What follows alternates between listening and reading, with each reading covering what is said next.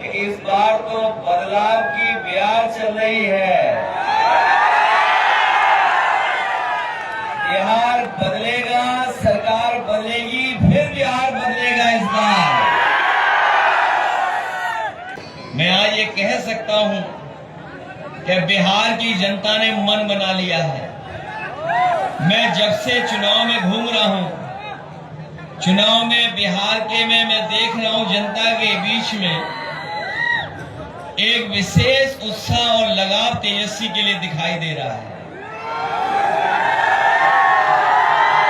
इतना समर्थन और हर वर्ग के लोग दे रहे हैं जिसकी कभी भारतीय जनता पार्टी और उनके सहयोगी दलों ने भी कल्पना नहीं की होगी।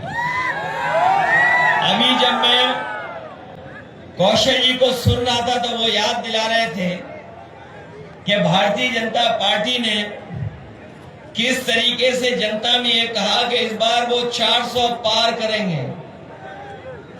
चुनाव से पहले ही कहने लगे थे 400 पार, और जनता को लगा कि अगर 400 पार हो गए तो भारत का संविधान जो बाबा साहब भीमराव अम्बेडकर जी ने दिया है, जो संविधान हमारा संजीवनी है, जो संविधान हमारा मान सम्मान रखता है, जो संविधान हमें हक दिलाता है, अगर ये 400 पार हो गए तो ये बाबा साहब भीमराव अम्बेडकर जी का संविधान बदल देंगे। जब आज बिहार में हम लोग देखते हैं तो वही बीजेपी के लोग जो 400 पार कह रहे थे, अभी वोट नहीं पड़ा है, वोट पड़ने से पहले क्या संख्या बता रहे हैं, वो खुद तो बोल ही रहे हैं। उनके सहयोगी जो मोदी गोदी मीडिया है वो भी बोल रहा है। हालांकि सब मीडिया वाले खराब नहीं हैं, और ये जो हमारे आपके सामने खड़े ये भी खराब नहीं है। इनके तार जहां से जुड़े हुए हैं, लेकिन मैं पत्रकार साथियों का भी चेहरा पढ़ रहा हूं, ये भी जानते हैं कि इस बार बदलाव होने जा रहा है। ये जो 400 पार कह रहे थे, यूपी की जनता ने उन्हें ढेर कर दिया इस बार, और ऐसे ऐसे लोग हारे जिनकी आप कल्पना नहीं कर सकते। ये बीजेपी के लोग कहते हैं वैकेंसी नहीं है, 2047 तक।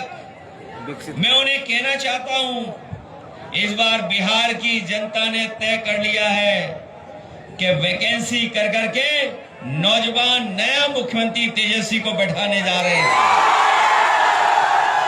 और जो लोग कह रहे थे 400 पार, वो अयोध्या भी नहीं बचा पाए। इस बार बीजेपी बाहर, बताओ बीजेपी बाहर होगी कि नहीं होगी? और हम लोगों ने अवध में हराया, आप लोग मगध में हराओगे? अवध में हारे हैं, मगध में भी हारेंगे। और जो लोग कह रहे थे हम किसानों की आय दोगुनी कर देंगे, वो लोग खाद भी किसानों को दे पा रहे हैं, डीएपी नहीं दे पा रहे हैं, और जो धान जो फसल तैयार हो जा रही है वो भी नहीं खरीद पा रहे हैं। और इतनी महंगाई बढ़ाई है उन्होंने, बीजेपी वालों ने, कि गरीबों का बिस्किट का पार्ले जी बिस्किट पैकेट भी इतना छोटा कर दिया। बताओ कितना छोटा कर दिया उन्होंने। बाजार में जाओ, देखो जाकर के आप, जब से बीजेपी की सरकार आई है, हमारे आपके गरीबों के पार्ले जी बिस्किट पैकेट का भी पैकेट छोटा कर दिया। केवल पैकेट ही छोटा नहीं हुआ है, बताओ डीजल पेट्रोल कहां पहुंच गया। जो लोग विश्व गुरु बोल रहे हैं अपने आप को, विश्व गुरु, जो कह रहे दुनिया में सबसे बड़ी पार्टी है, जो विश्व गुरु अपने आप को बोल रहे हैं, दुनिया की सबसे बड़ी पार्टी कह रहे हैं, अमेरिका उन्हें समय समय पर समझा रहा है। इन्होंने जो नोटबंदी में बंडल इकट्ठे किए हुए थे, बताओ, नोटबंदी करके जो बंडल इकट्ठे किए थे, ये बंडल ले जा रहे हैं। इस बार बिहार की जनता न बंडल जाने देगी, न बंडल बाजों को बिहार में घुसने देगी। और इसलिए बताओ, सोना कितना महंगा हो गया। आखिरकार सोना किसने महंगा किया है? ये महंगाई पे नहीं बोल रहे हैं, ये महंगाई पे नहीं बोल रहे हैं, बेरोजगारी पे नहीं बोल रहे हैं। और हमें खुशी इस बात की कि तेजस्वी जी ने प्रण लिया है कि इस बार एक एक नौजवान को रोजगार देने का काम करेंगे और हर परिवार के सदस्य को एक नौकरी दिलाने का काम करेंगे। बताओ, नया बिहार बनाना चाहते हो आप? नौकरी देने वाला बिहार बनाना चाहते हो?